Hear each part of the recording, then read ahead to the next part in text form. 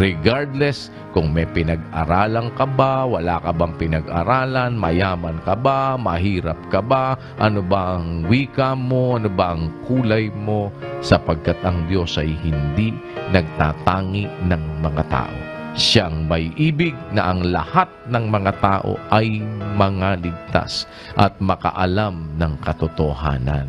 Wala yang pagtatangi. Ang komposisyon ng iglesia, hindi ang maraming mahal na tao, hindi ang maraming mga marunong ayon sa laman, hindi ang maraming may kapangyarihan, kundi pinili ng Diyos ang mga bagay na kamangmangan ng sanlibutan upang hiyain niya ang mga marurunong.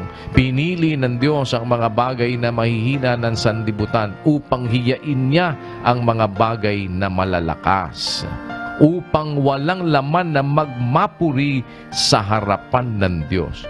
Ang Diyos ay Diyos ng pag-ibig. Sa isip, sa salita, mabubuting gawa, Kristiyano ako, Kristiyano tayo. NCGI cares! NCGI shines! To God be the glory!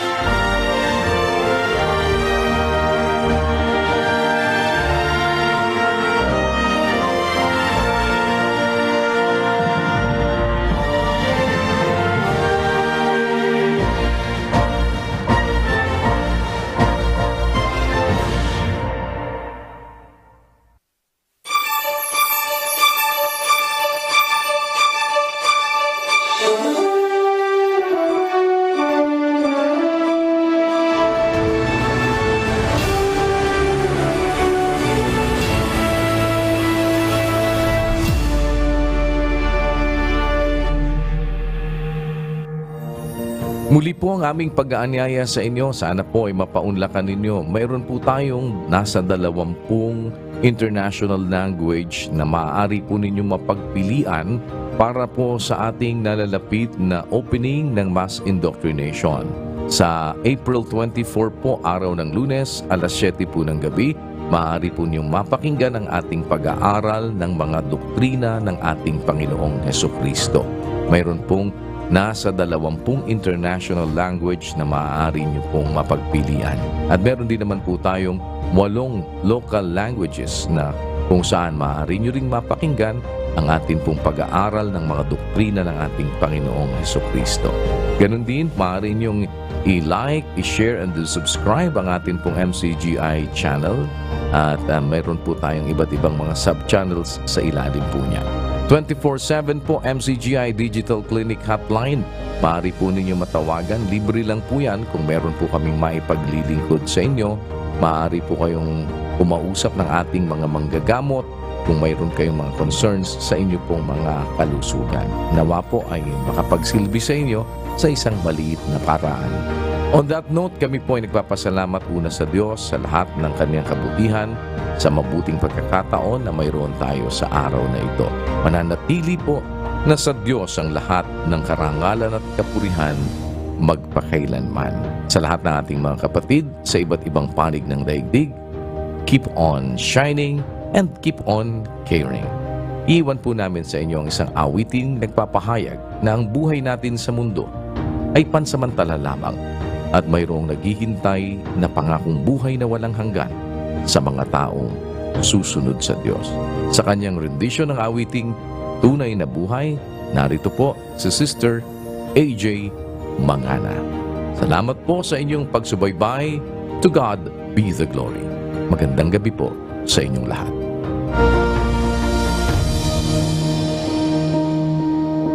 Pero ba't parang di ako kontento?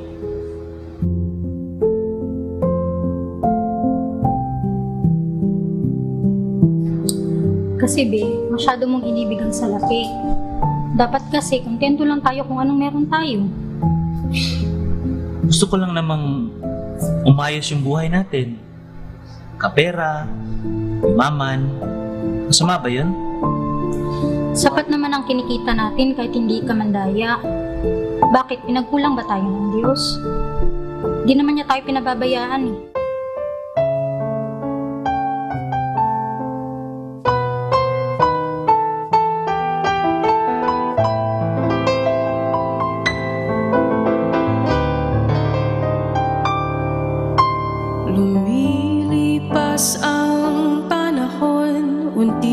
ating nadarama sa buhay na ito'y hindi tunay ang ligaya. Isang saglit ay may ngiti kapag agay may luha na. Kanina lang ay kay saya, bakit ngayon may lumbay na?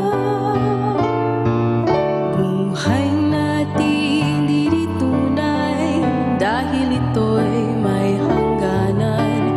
Ngayon puso'y pumipintig, ngunit tagling pumapanaw. Dating lakas, dating sigla, ngayon isang bakas na lang.